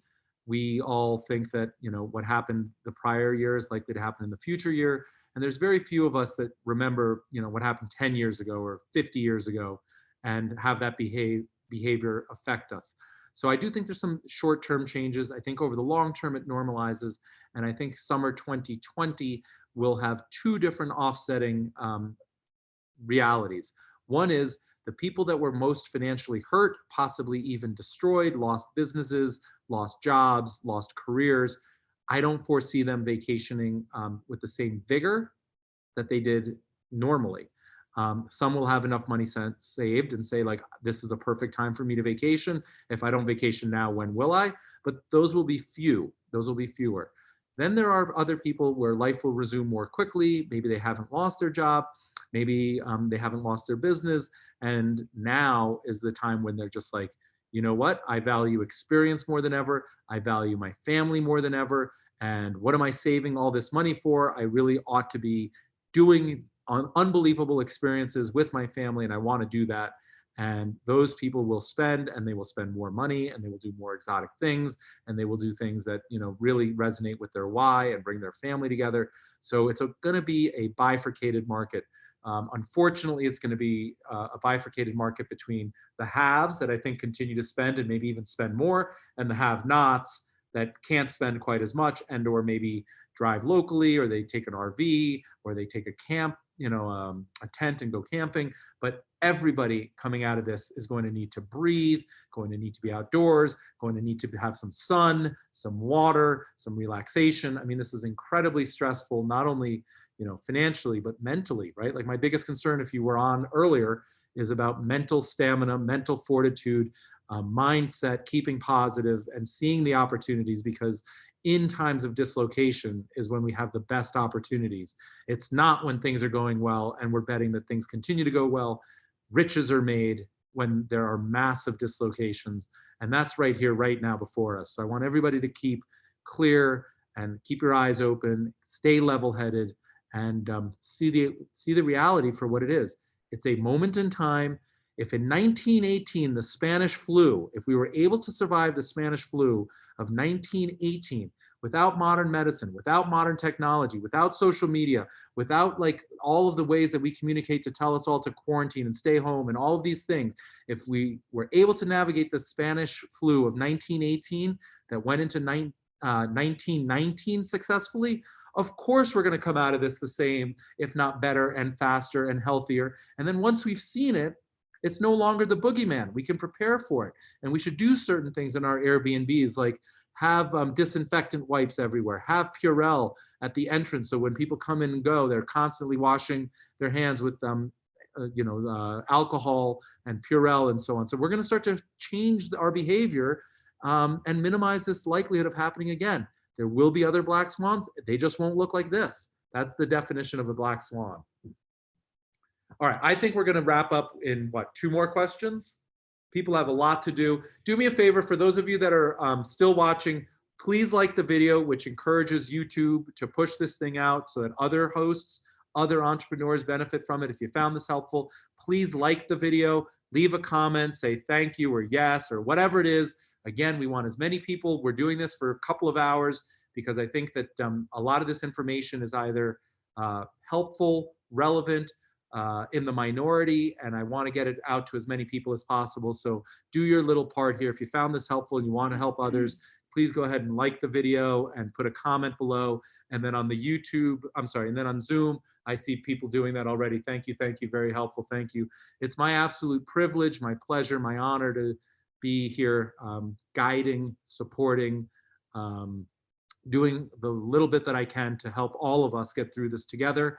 And I assure you that while this pandemic is incredibly frightening and it caused massive pain and dislocation, We will get through this and we will come out stronger, healthier, happier, and in a better financial situation versus before. There would have been a recession not related to this pandemic. We would have had pain, we would have had hurt. This was suddenly like out of nowhere. The Band-Aid got ripped off. Nobody had time to prepare. But in some ways, like that's the whole point of the Band-Aid being ripped off. It's uncomfortable, it sucks, it hurts, it's scary, it's frightening, but we're actually on our way to recovery, which is a really nice thing. Had the markets continued to go in a straight line up, which was not sustainable, we could have been in for a much longer recession. We could have been in a depression type situation. And so like as violent as this was on the way down, it could be equally violent on the way up. And we got through it, and then there's no need for another recession. We already did it. All the excess is gone. So in many ways, this might have been the best case scenario for the least pain and the fastest recovery. If you start to think that way and you look for signs of life, you see green shoots, you start to follow the medical science about the breakthroughs and the technology that's working, the testing, and you know, here's a concept. Erica, when she reads the news, gets really emotional. She goes on Instagram, she sees these scary things, and it really resonates and it scares her. So I'm going to encourage her, and if that resonates with you, I'm going to encourage you. Don't listen to it. If you could, the single best thing that you could do is go to sleep for like 14 days or 30 days. If you were a bear and you hibernated and you woke up, you'd be really happy at what you saw. That's my firm belief. That's my prediction. I could be wrong, but I don't think that I am. And so if you read the news and it freaks you out and it makes you like uncomfortable and you can't sleep and you're nervous and you're worried, then stop reading the news. Literally, just stop. Your mind will instantly improve. What else? So on that note, one thing that you take a breath, just one thing that I did read today that really resonated with me and that I would kind of encourage others to give some thought to as well. And I totally realize that this is taking a hard left, so bear with me. But I read this quote that said, we're so anxious to get back to our regular lives, into our regular schedule. And during this time, it's encouraged to consider what of those things are really worth getting back to. And so, you know, like I am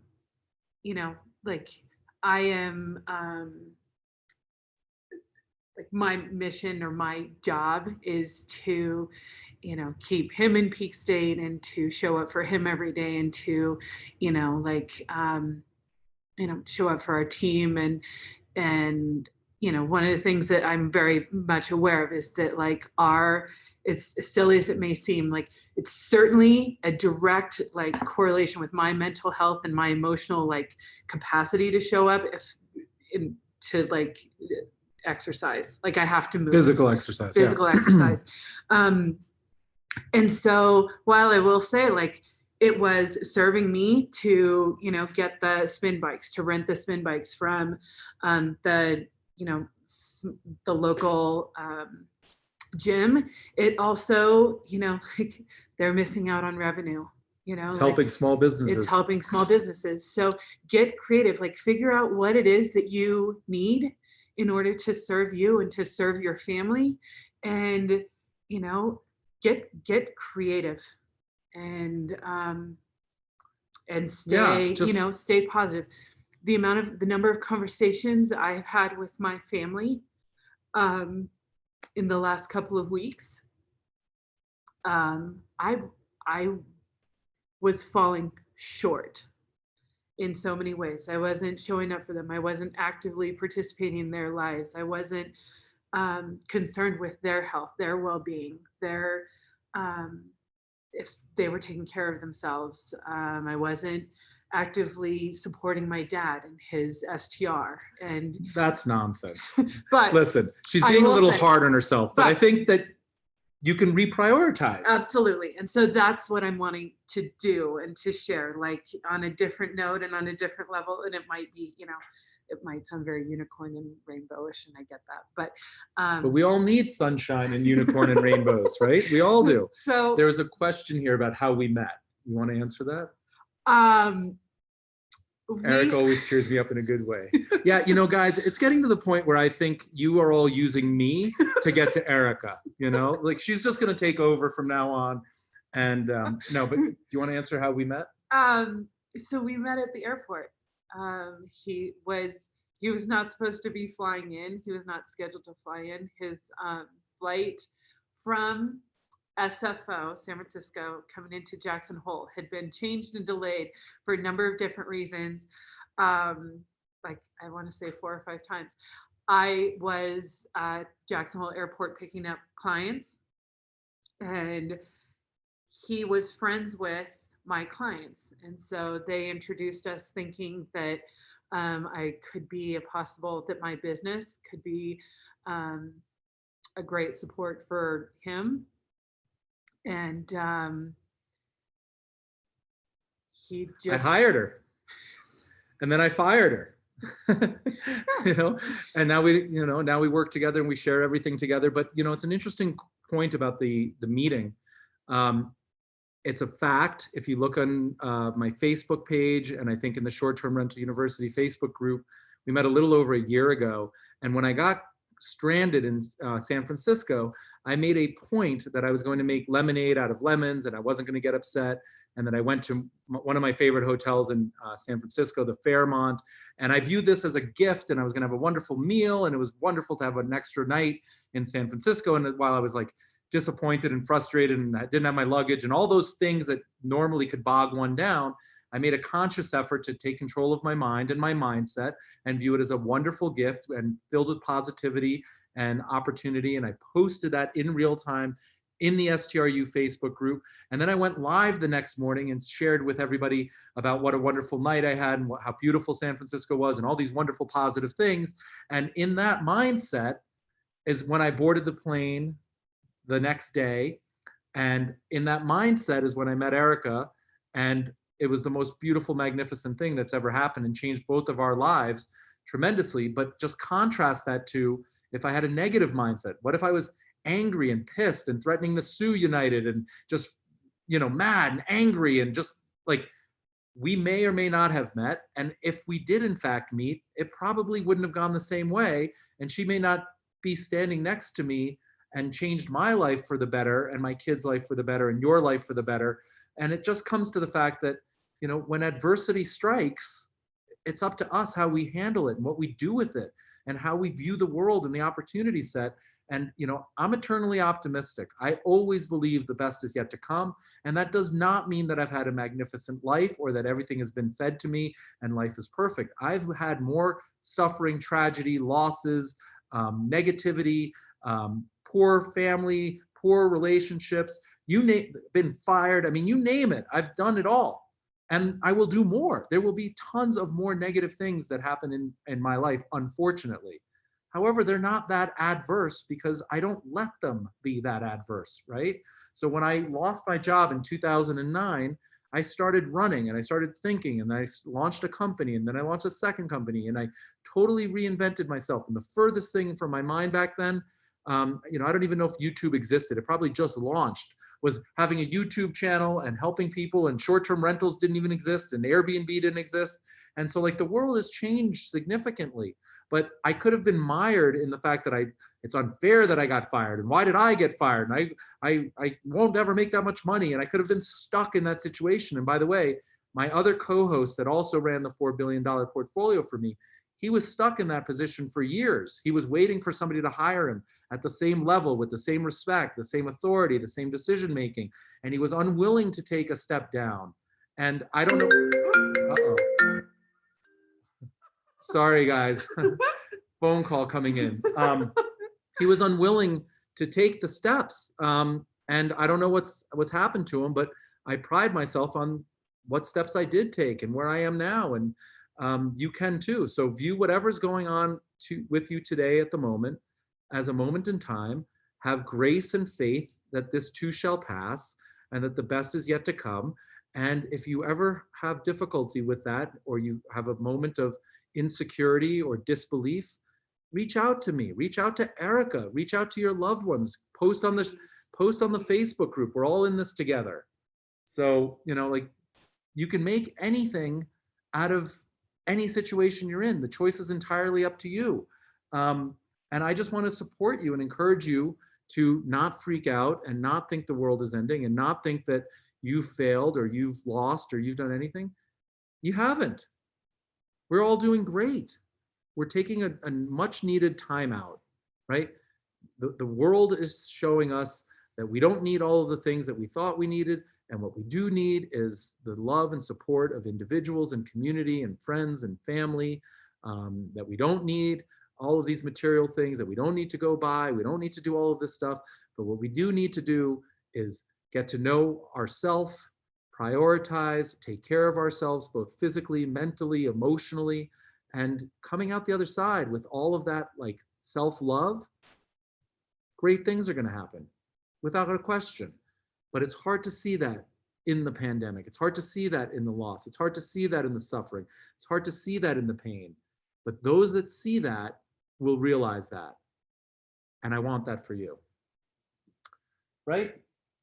I want that for you too.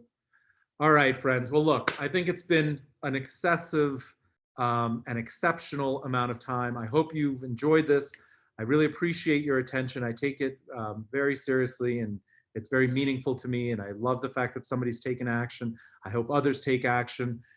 If the HostSaver website tool is beneficial to you in taking action on a go forward basis, please take advantage of it. It's a tool, it's a resource.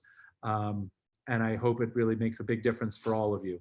And in the meantime, Erica and I are staying safe and sound and healthy and happy. We're excited to move forward. Please take care of yourselves. Please Right? take care of each other. Every day, come up with 5 things you're grateful for. Every day, and say them out loud. Even if there's no one in the room to listen, every day, come up with 5 things that you're grateful for. And that can be like, I have clean water. I have toilet paper. I have like this incredible human that I get to like, incredible human. Thank you, sweetie. And not for 1 second have I had a moment of fear for myself, because I know that I am safe. I have so much to be grateful for. I have far more than 5 things a day. But I would just say, yeah, I would challenge you with that. Come up with 5 things, even on the tough days. You know, and we did that with my children that come from a very different emotional intelligence perspective. I think many of you know, my ex-wife is actually a doctor, and so it's much more clinical, and Erica brings a much more warm emotional intelligence perspective. And so she's been working with my children and my family. When we went on vacation, we introduced the same gratitude exercise. And at first my kids thought it was silly and like a joke, and they were like, oh, I'm grateful for the air, or, you know, like whatever, right? And it doesn't matter. It doesn't matter where you start, but the point is to get started. And by the end of our, 10 or 14 day trip, my kids were coming to us and saying, hey, we didn't do the gratitude exercise. Can we do it at dinner? Can we do it after dinner? And like they wanted to participate. So it's a really great exercise. It's free, it's healthy. And if we focus on the things that we have, as opposed to the things that we don't have, your mindset is already moving forward, and it's pulling you towards success and gratitude. And, it'll help you prioritize the things that are really important. So it's a wonderful exercise. I encourage you all to do it. And, go ahead and post it in the short-term rental Facebook group. What are 5 things you're grateful for? Let's start that thread. And we all see how beautiful our lives are, how much positivity we have, how happy and healthy we are, what, careers we have, opportunities. It's amazing. So thank you for sharing that, Erica. And all of you, thank you so much for your time. It's been a real pleasure and an honor. And I hope you found this helpful and insightful. And the biggest point is just stay the course. Don't overreact. Don't let the violent ups and downs and news and all of that affect you. Pay attention to it, learn from it, prepare, plan on a go forward basis. We're learning here, and in that regard, as tragic as it is, view it as a gift. All right, friends, have a great night. Have a wonderful week ahead. The best is yet to come. Bye-bye. Like the video again, encourage others, comment. The more people that watch this, the more people that benefit, the more positivity. So please do your part. Just, it doesn't cost you a thing. like the video, comment below. YouTube will get this out to many people. Thank you, thank you, thank you.